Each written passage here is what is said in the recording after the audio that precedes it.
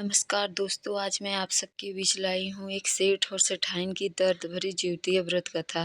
तो दोस्तों, अगर आपको ये कथा अच्छी लगे तो प्लीज़ लाइक करिए, सब्सक्राइब करिए, शेयर करिए और हाँ, कमेंट करके ज़रूर बताइएगा कि आपको कथा कैसी लगी। एक नगर में एक सेठ और एक सेठानी रहते थे जिनकी कोई संतान नहीं थी। तमाम डॉक्टरों और वैद्यों से इलाज करवाने के बाद उनको एक बेटा हुआ। सेठ सेठानी बहुत खुश हुए, लेकिन उनकी खुशियाँ ज़्यादा दिनों तक न चल सकी।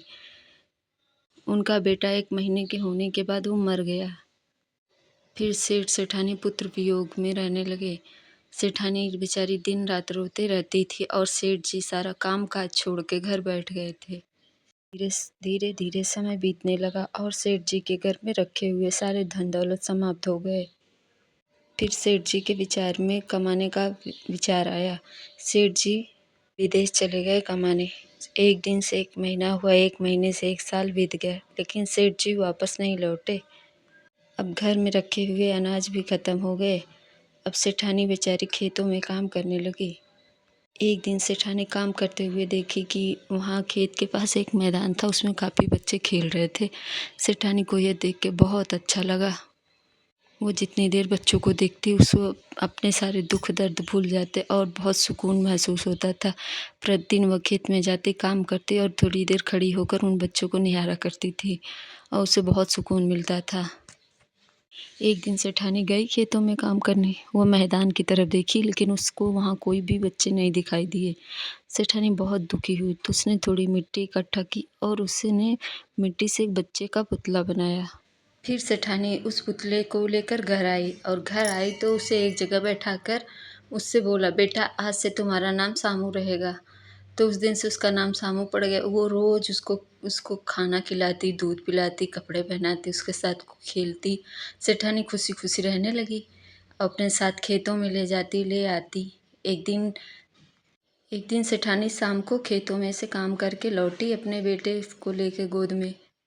फिर उसने देखा कि जंगल में एक पेड़ के नीचे कुछ महिलाएं पूजा कर रही हैं, तो गई वहां और पूछी, बहन आप ये कौन सा व्रत कर रही हो और इस व्रत को करने से क्या फल मिलता है?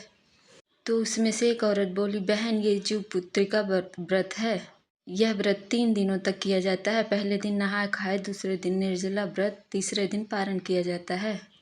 और जिसको संतान रहती है तो उसको संतान की आयु लंबी होती है और जिसको संतान नहीं होती उसको संतान की प्राप्ति होती है। तो यह सब सुन के सेठानी बहुत खुश हुई और मनोमन ठान ली कि अगले वर्ष से मैं भी अपने सामू के लिए यह व्रत करूँगी। धीरे धीरे समय बीतता गया, अगला साल भी आ गया। तो सेठानी ने बहुत विधि विधान से नहाए खाए से लेकर निर्जला व्रत और उसके बाद पारण सब अच्छे से बहुत विधि विधान से किया। फिर अगले दिन वह अपने खेतों में काम करने के लिए जाने लगी और रास्ते में उसे लगा कि उसका सामू हिल रहा है। तो उसको ऐसा महसूस हुआ कि ये मेरा भ्रम है। सामू को खेत में बैठा के खेतों में काम करने लगी। इतने में किसी बच्चे की रोने की आवाज़ आई तो वो घबरा गई। इधर उधर देखी सेठानी, उसे कोई नहीं दिखा। तो दौड़ी दौड़ी आई तो सामू के ऊपर से कपड़ा हटाई तो देखी सामू एक बच्चा था, बहुत सुंदर सा। तो उसे गोद में उठा ली। वो तुरंत समझ गई ये जीतवान भगवान की कृपा हुई है, मैंने व्रत किया है, भगवान ने मुझे फल दिया है।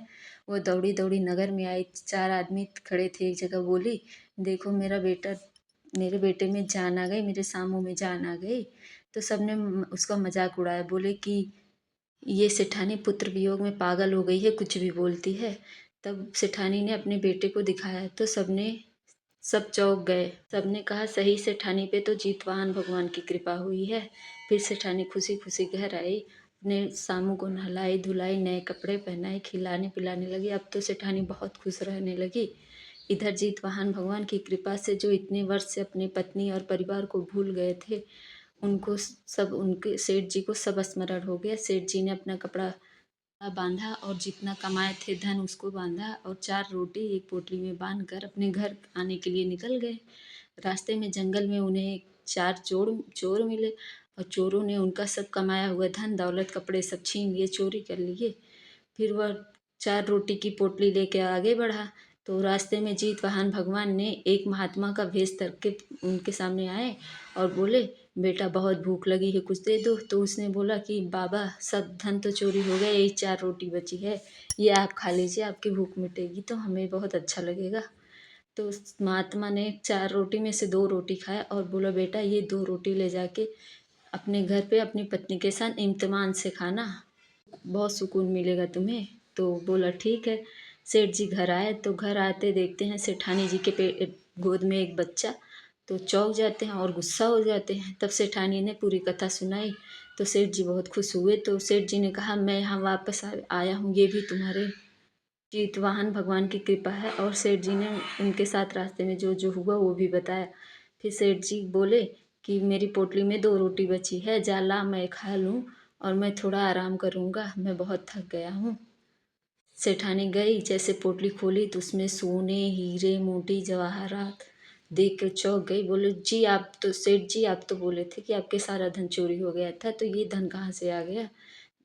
चौंक के सेठ जी दौड़े दौड़े आए। सेठ जी ने भी पोटली देखा और सेठ जी चौंक गए। बोले ये पूरा तुम्हारे पूजा का फल है, जीतवाहन भगवान की कृपा है। और वो महात्मा कोई और नहीं, जीतवाहन भगवान ही थे। ने हमारी सारी इच्छाएं पूरी की। हे जीतवा ठौ सेठानी ने कहा हे जीतवान भगवान, जैसे आपने हमें हमारा पुत्र लौटाया, हमारा राज्य लौटाया, हमारा धन दौलत लौटाया, वैसे ये पूजा करने वाली सभी महिलाओं माताएं बहनें सबकी मनोकामना पूरी करें। बोलो जीतवाहन भगवान की जय। ये कथा अच्छी लगी हो तो प्लीज़ कमेंट करके ज़रूर बताइएगा। धन्यवाद।